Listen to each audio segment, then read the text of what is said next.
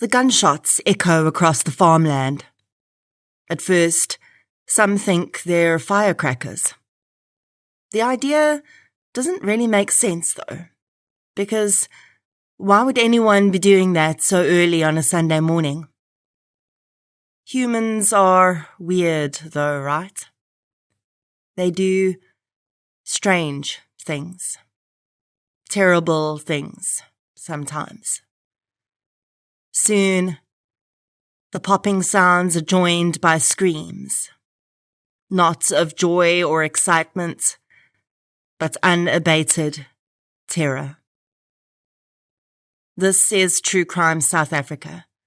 I'm Nicole Engelbrecht, and you're listening to episode 188, The Jooste Family Massacre.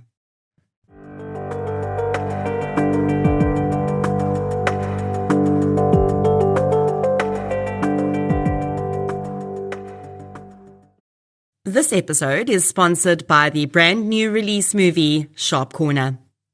When the McCall family move into their new home, they're sure that this will be the family home that makes all their dreams come true.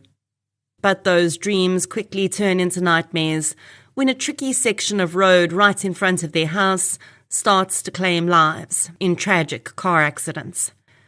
Josh McCall, played by Ben Foster, soon becomes obsessed with saving the lives of these people, and that obsession threatens to pull him and his family into a darkness they may never escape from. Director Jason Buxton expertly crafts some seriously psychologically complex characters in Sharp Corner. Honestly, it's been a long time since I've been a little creeped out by just the energy given off by a character in a trailer for a movie. So this one looks like it's a must-watch. Also starring Kobe Smulders and Gavin Dreer, Sharp Corner launches in cinemas nationwide today, the 27th of June. So get down to your closest cinema or book your tickets online for the weekend right now. Since 2019, True Crime South Africa has been telling the stories of the victims of violent crime in South Africa. The podcast is independent. That means no big or even little corporates fund it. And that's just the way I like it. And it's the only independent podcast in South Africa that consistently charts in the top 10. Keeping a podcast like this going is time-consuming. And for the most part, it remains a one-woman process. It's me. I'm the one woman. You, yes you, are the reason this podcast continues to flourish and help bring in tips on missing person and cold cases.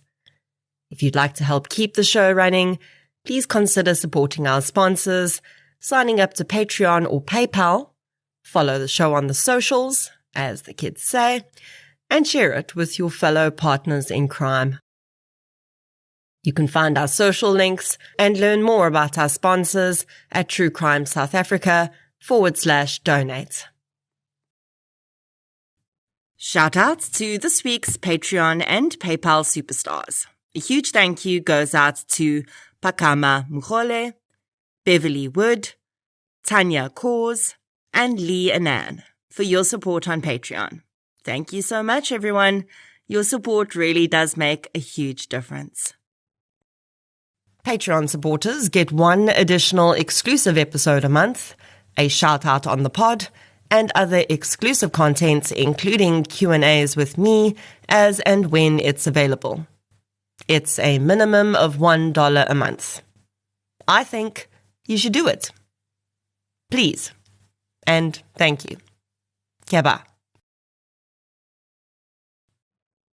Although family murders remain a pretty infrequent crime, it does feel like recently they've become more and more common. I've often wondered if that has something to do with increasing stress levels or a poor economy. But when I was researching today's case, one of the experts providing commentary mentioned something which struck a chord. He said that family murders have been happening for as long as there has been recorded history. One of the oldest recorded familicides in modern history occurred in London in 1802, when George Forster killed his wife and child by drowning them in the Paddington Canal. But there are descriptions of incidents going back all the way to ancient Greek and Roman times, which, although not called familicides because the language for that simply didn't exist then, they certainly resemble what we now call those crimes in description. Of course, knowing that they've always happened doesn't make it any easier. Crimes like these are still incredibly devastating and have far-reaching effects. Ordinarily, familicides usually target those in the immediate family, but I think that's usually just a matter of proximity. And in this case, with victims from a range of extensions of the family, that does seem to show that to be true. In researching this case, I used several media articles, some academic resources related to familicide crimes, and an episode of Heeskenhout's Vlees en Bloed series. So, let's get into episode 188, The Jooste Family Massacre. The following episode may contain sensitive material, including descriptions of violence, sexual assault, or graphic descriptions of injuries to victims. If you feel you may be triggered by such material, please consider this before accessing our content. To access trauma counseling or services, please see the helpline information on our show notes. Johnny and Elmine Jooste met and married in the late 1980s. They had their first daughter, whose name has been withheld in most publications, in 1987.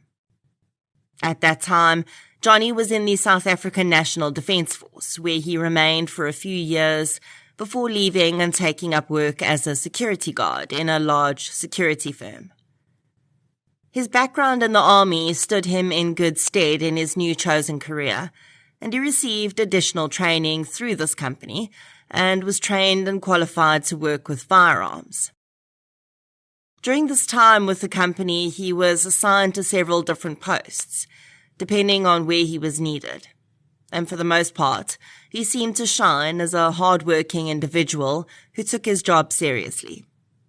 He and Elmine's marriage, according to her mother, was also stable and happy in the early years, and in 1994 they welcomed another child together, this time a son they named Blake, and 3 years after that, another little boy they named Sanjay.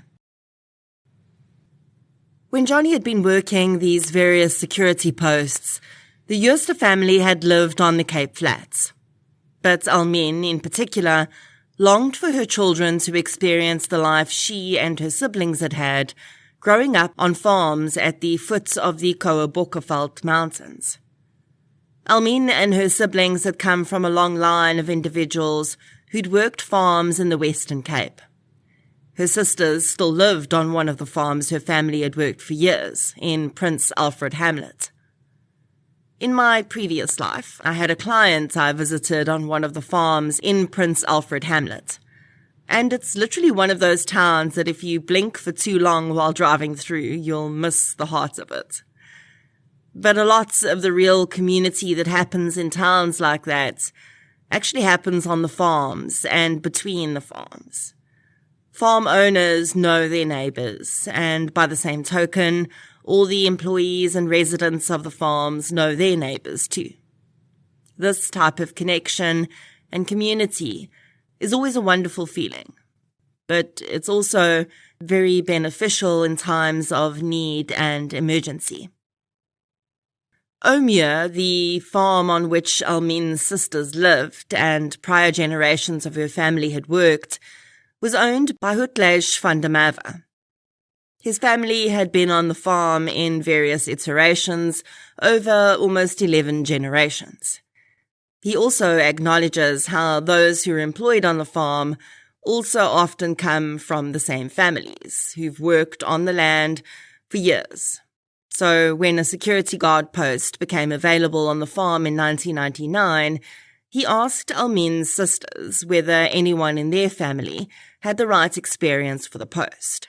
Of course, they immediately thought of their brother-in-law, Johnny Jooste.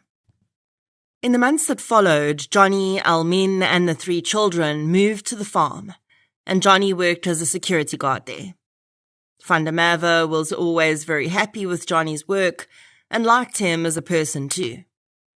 The Jooste family seemed to be doing well, but being in close quarters with his wife's family, according to Johnny, began to be quite poisonous for his marriage. Johnny claims that when he and Almin would argue, his sisters-in-law would get involved and make things worse. Now, I will just say that we have no one else's view of this claim, because the only people left to talk at the end were children, who wouldn't really have had a good understanding of the adults' dynamics going on around them. Either way, it seemed that the relationship was in a very rocky period, and divorce was being discussed.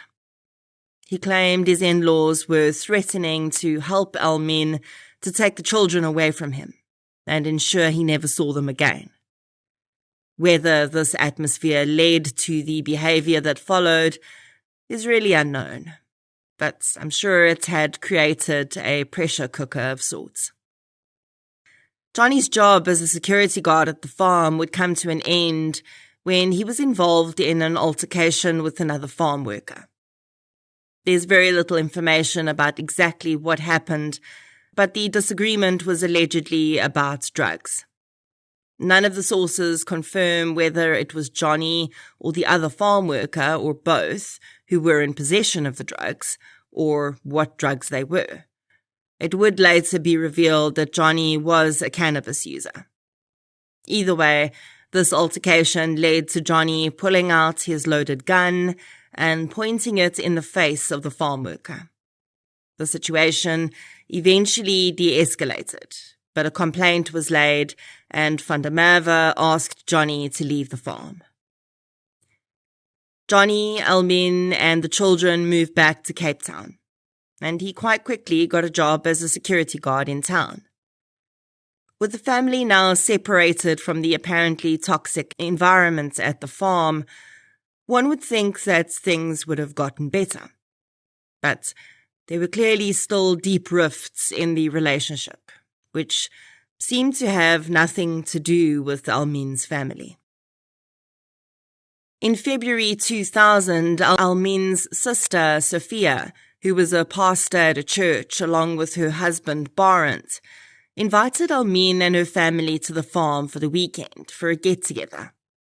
Almin and the children were excited to be able to spend time on the farm again, but Johnny insisted he was not going with them. Almin seemed to really want her husband to go with them, or perhaps she was concerned that he would refuse to let the children go if he didn't go, and so she spent several days convincing him to accompany them. She reminded him that he still had quite a few items he needed to collect at the farm, which they'd left there when they moved. This included a small gun safe, which contained the gun he'd used for his security work on the farm. Johnny eventually relented and agreed to accompany her. They left for the farm early on Saturday, the 19th of February. The church event at the farm that day was well attended, and everyone seemed to enjoy themselves. Johnny was brooding, though, and as the visitors started to leave, the atmosphere became more and more tense. He claims that his sisters-in-law had been throwing negative comments his way the entire day. Johnny said that one of the comments that hurt him the most was about his appearance. His complexion was apparently darker than that of his wife's family, and he said that throughout the years, the women had referred to him with the racial slur. In addition to this, he said that the family began reminding him that they were going to help Almin to divorce him and ensure he had no custody or visitation with his children. It's incredibly difficult in situations like this to take any claim like this at face value. The story is being presented by someone who, at the time of the telling, was in a situation in which he needed to look like the wronged party. And as I've said before, we have absolutely nothing from the other side to counter this. Ordinary toxic family dynamics aside, it seems strange that an entire family would pack themselves up against one individual with no reason at all. There's also never been any explanation about why the relationship was headed for divorce anyway. As Saturday wore on, Johnny went for walks on the farm and smoked dagga. The family settled in for the night, but he was upset and restless. Early on Sunday morning, he got up and started to set about collecting the belongings he'd left behind at the farm, including the gun safe with the loaded firearm in it. Two young boys at the time, but young men, as they spoke to the Hayscanoid film crew, who were the sons of Elmin's sisters, explained how they'd woken up that morning, and Sophia had made them cereal for breakfast. By 10 a.m., the sun was already baking down on the farm, and the two boys, Dave D. and Alfredo, decided they wanted to go swimming down at the farm's dam. Their cousins, Sanjay and Blake, Johnny and Elmin's sons, wanted to go with. But as they started walking down the road to the dam, they saw Johnny walking toward them. He had the small gun safe tucked under his arm, and he addressed his sons, telling them they could not go with their cousins, as the family were going to get ready to leave for home. The disappointed boys said goodbye to their cousins, and Dave D. and Alfredo continued on down to the dam to swim, while the young boys followed their father back up to the house. Johnny Jooste would later claim to have only fractional memories about the events that followed. Although he claimed that it was definitely more verbal abuse from his sisters-in-law that had sparked the alleged fury that overtook him, he couldn't say exactly what had been the proverbial straw that had broken the camel's back. What we do know is that Johnny had taken the gun out of the safe and ensured it was fully loaded with ammunition. He'd also had additional ammunition in his pocket. Then, without warning, he began shooting members of his and his wife's family. He started shooting inside the house and then moved outside before going back into the house to continue shooting those who had survived. Only two of the victims Johnny killed that day were found inside the house, Jeanette Jacobs and Cornelia Versace. Everyone else was killed as they attempted to flee from Johnny. When the initial shots went off inside the house, the two boys who'd been swimming at the dam immediately knew what they were hearing. They stood frozen to the spot for a moment, the heat of the day suddenly replaced by an icy chill in their veins. Slowly, they crept up the embankment and moved through the orchard, keeping themselves hidden until they could see the house. The scene of horror came into view just in time for them to see their Uncle Johnny shoot his own two sons, Sanjay and Blake. Both boys collapsed immediately. A single shot to each of their heads, cold-bloodedly ending their lives. They then watched, their hands clasped over their mouths to muffle the sound of their own sobs, as Sophia ran toward Johnny, screaming that God would punish them for what he'd done. Johnny turned and, without a word, shot the woman in the head. Her husband, Barent, who'd been running behind her, was shot next. At the corner of their eye, the boys had seen Almin, bleeding from a shot to her stomach and half bent over, running into the orchard and toward the road. Johnny Jooste followed her. The two boys sped off through the orchards, heading for the next farm over to get help. They planned to stay away from the road, just in case they ran into Johnny, but as they neared it, a glance down it showed them that Johnny had hunted Almin down, and her now still body was riddled with bullets, lying in the road.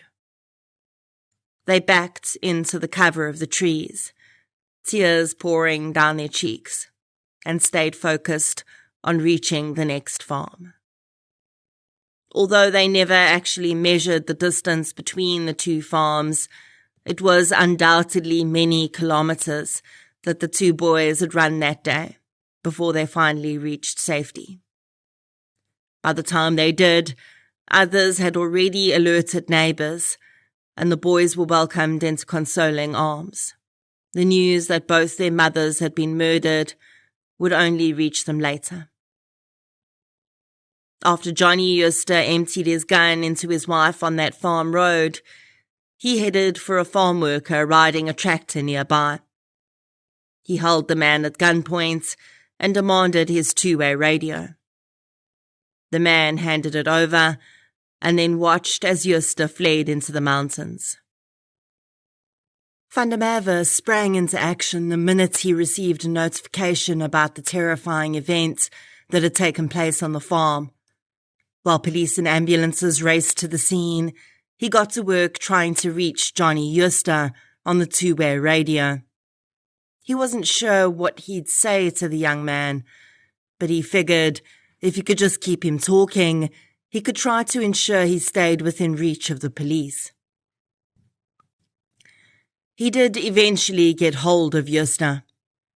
The man told him he didn't really want to talk, but if the police wanted him to hand himself over, they had to leave a charged cell phone with call time on it in a designated spot. He wanted to be able to speak with his mother, he said, and explain to her what he'd done. In the meantime, paramedics and police descended on the employees' farmhouses and began to treat survivors. In all, police found 7 deceased victims.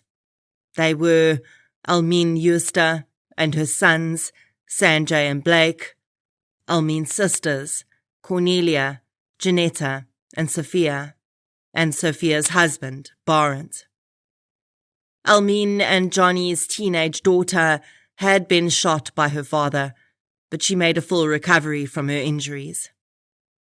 2 other bystanders had been injured in the fray, including farm workers not related to the family who tried to intervene and stop Johnny.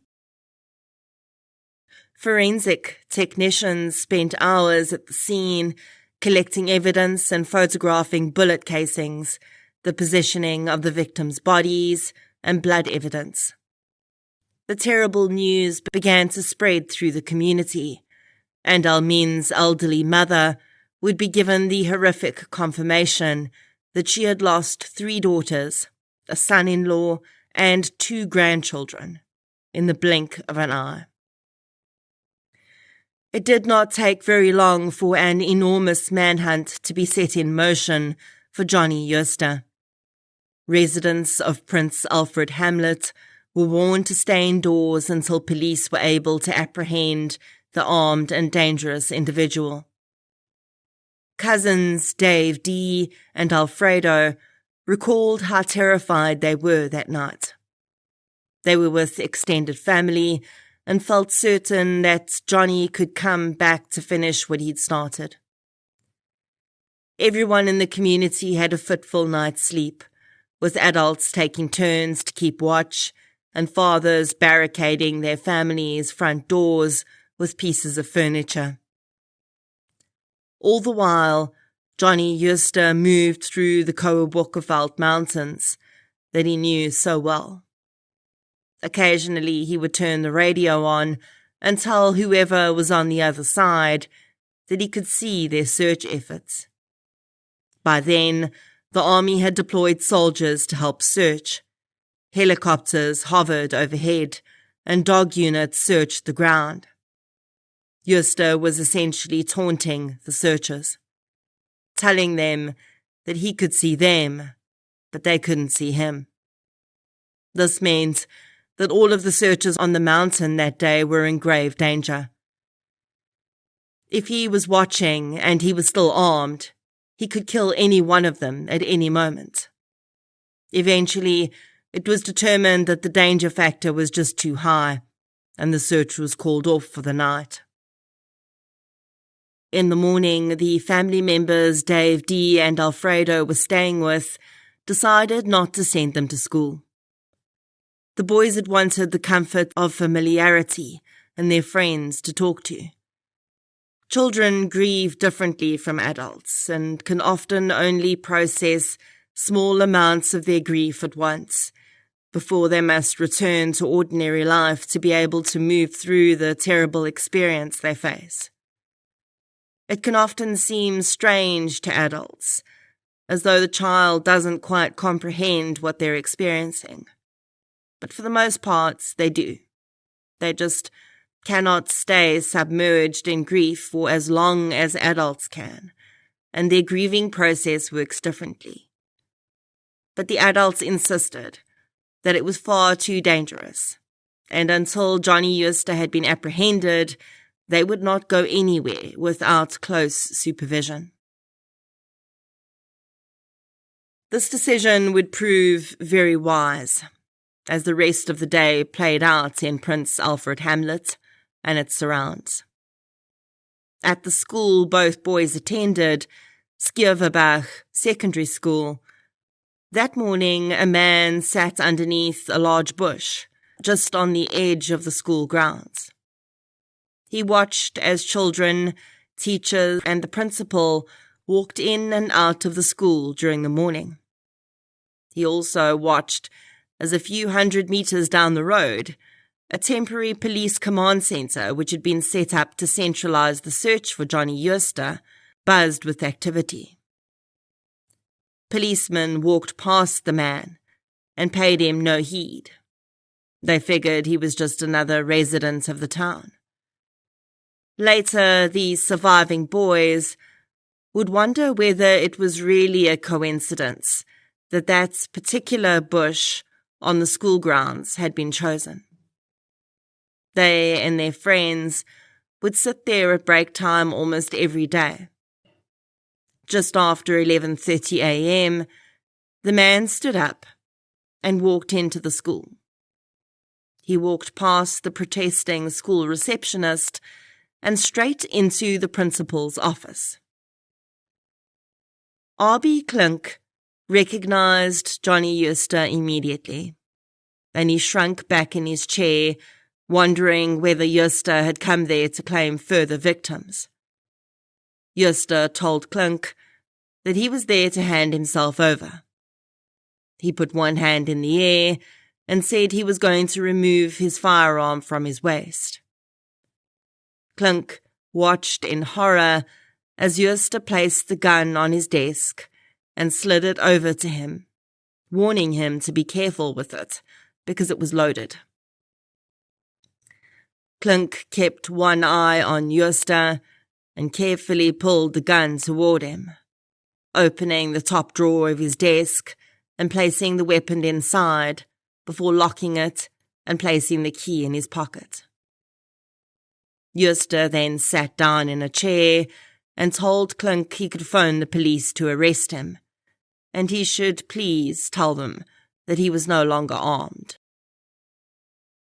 I briefly wondered why Johnny Jooste would have handed himself over to the principal of a school rather than going just a few hundred meters up the road and handing himself over to police. Of course, there's always the possibility that he'd really gone there that day to kill Dave D. and Alfredo. We'll never know that for sure.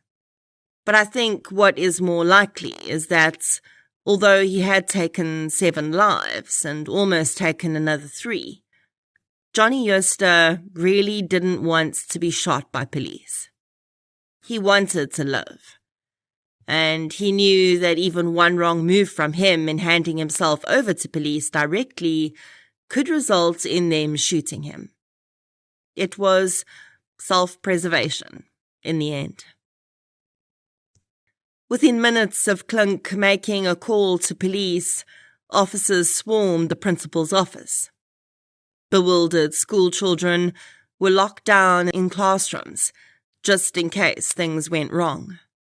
But Johnny Jooste calmly stood when told to, put his hands behind his back, and allowed police to cuff him and take him into custody. News spread that the mass murderer had been apprehended, and everyone who'd been on tenterhooks from the night before heaved a sigh of relief. In the days that followed, the communities of and surrounding Prince Alfred Hamlet began to prepare for some of the largest funeral events they'd ever witnessed. Close to 2,000 people descended upon the farm for a memorial service for all 7 victims. And then 2 separate funeral services would be held in which Almin and her 2 sons were buried together, and then her sisters and Barent were laid to rest in a separate service. The families linked to the victims were completely devastated. A teenage girl, left as the sole survivor of one family. Other children, left without a mother, and some without either parent. An entire community completely aghast at how a seemingly mild-mannered man could turn into a mass murderer in a moment. While so many grieved and tried to find a new way to move forward in their lives, Johnny Jooste was charged with 7 murders and 3 attempted murders. He did not apply for bail and was sent for psychiatric assessment. Dr. Sean Kaliski, a vastly experienced psychiatrist at Valkenburg Hospital, would later deliver the results of this assessment. Jooste, he said, was fit to stand trial, and he'd also not suffered from any mental health conditions at the time of his crime, which would have impaired his ability to determine right from wrong. Rather, he said that the crime was evidence of a general lack of internal control found among South Africans, and also of the culture of aggression that made South Africans feel that they had to respond aggressively to any taunt. Jooste had decided that killing 7 people, including his own wife and children, was a fair equivalent to make up for the taunting and verbal abuse he claimed to have suffered at the hands of his wife's family. He had not been, as many mass murderers and family annihilators are, suicidal at the time of his crime, and, taking his own life, had seemingly never even crossed his mind. He just decided that he would no longer take the abuse he'd claimed to suffer, and felt that if he was going to kill his wife and her sisters, then he should also kill his children, so they did not have to live without their parents. What would become a pretty important part of this case, though, and the eventual sentencing decision, was that there didn't appear to have been any premeditation to the murders. Even though Dave D. and Alfredo had testified that they had seen Johnny playing with his gun the night before, Jooste insisted that he had not intended to kill anyone until the moment he'd raised his gun and fired the first shot. Of course, it could have been argued that every murder after that point was premeditated, because he had quite literally hunted his victims down and could have stopped after he'd killed the first person. Ultimately, that would not be the way the court saw it. After several postponements, Jooste pled guilty to 7 charges of murder, but the 3 charges of attempted murder were withdrawn. The state was apparently uncertain that they would be able to prove intent, and also did not see the value in pushing for a full trial for 3 attempted murder charges when Jooste was already pleading guilty to 7 much more serious charges. The judge accepted this and found Jooste guilty. The sentencing, which came shortly after, was delivered by Judge Desai in a measured and considered manner. Desai said, quote, "No sentence I can give you will ever exceed the painful experience of killing your family. The last moments of your loved ones will stay with you for the rest of your life. Whatever can be said in your favor, I cannot lose sight of the fact that you have the potential to cause harm to people on this scale. The community needs protection, and I need to balance the scales again." End quote. Judge Desai said that he did not feel that life sentences would have been appropriate for the crime, saying, quote, "7 human beings were killed in a senseless and gruesome fashion. The sentence of this court must reflect this. But it wasn't a crime committed out of greed, like the murders we see in this court every day. These murders had a very specific and unique context." End quote.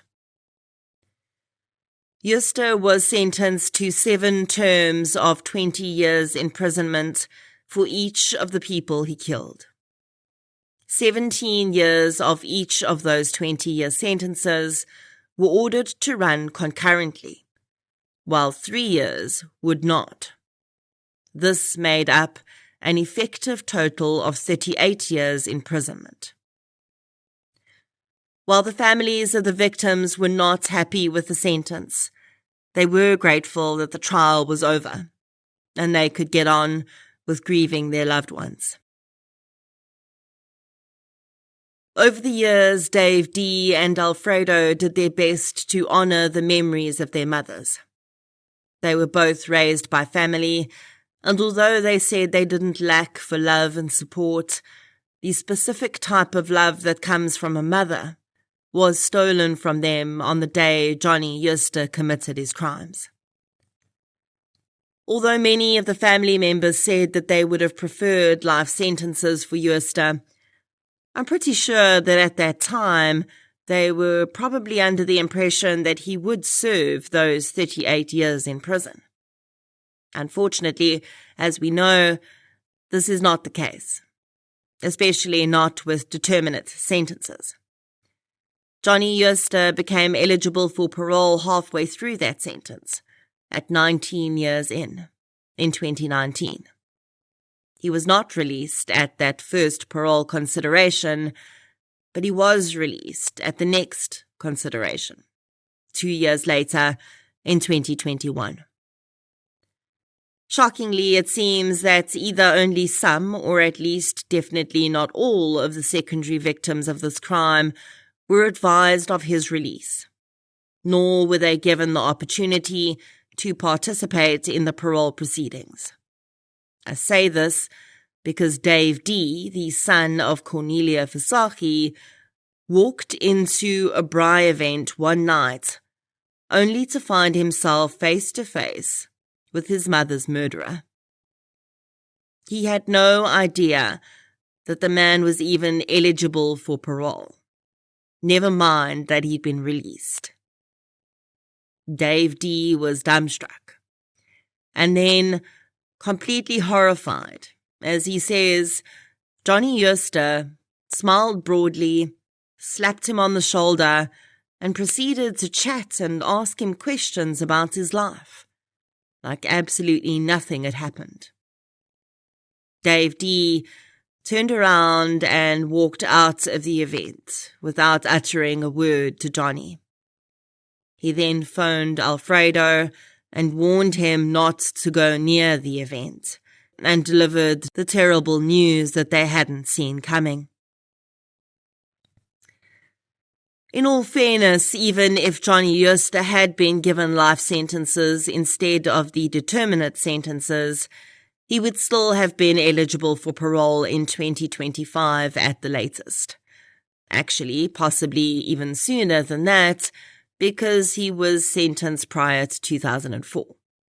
But it's unlikely he would have been released on his first parole hearing, as he was not in any case, and then he at least would have had to have waited until 2027 for his next hearing and possible release. That would have at minimum have brought him to having served 27 years for 7 murders. As it stands, he served just 3 years for each life that he took. And regardless of his motive or how many insults he endured from his sisters-in-law, if at all, I cannot see how that is justice. Above all of this, no son of a murder victim should have to walk into an event and find his mother's murderer there when he thought he was behind bars, because no one thought to tell him that the man had been released. Alfredo says that he's glad he hasn't come across Johnny Jooste yet, because he's not sure how he would react. He's married now, and has children of his own. And if there's any lesson he's taken from his mother's murder, it's to ensure that his anger never gets the best of him. He's known since the moment he hid in that orchard with his cousin, witnessing unspeakable things, that anger is the most destructive of emotions. A moment of unabated rage can rip through multiple generations, changing lives along the way and opening up wounds that will never heal.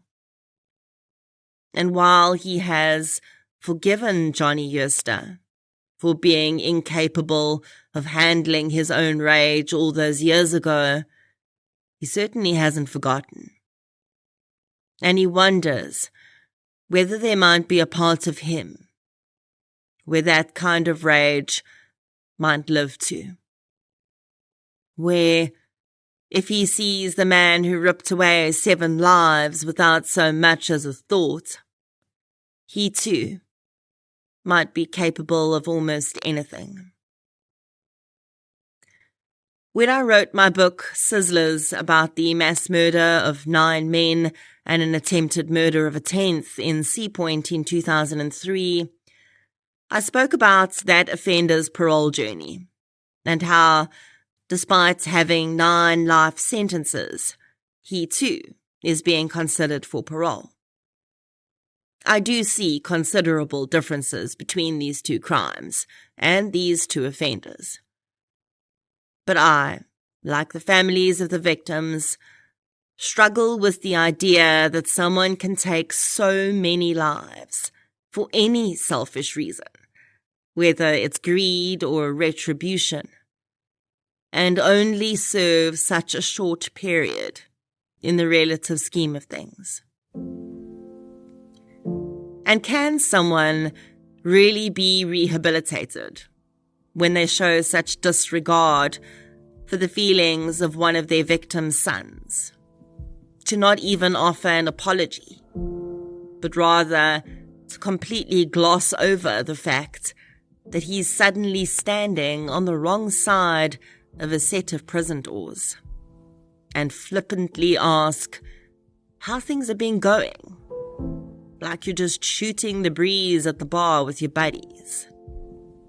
Is there any true self-awareness there? Any true empathy? And without self-awareness and empathy, is a mass family murderer really rehabilitated? Almeen Jooste, Blake Jooste, Sanjay Jooste, Cornelia Fasaki, Sophia Swartz, Barent Swartz, and Janetta Jacobs. Rest gently.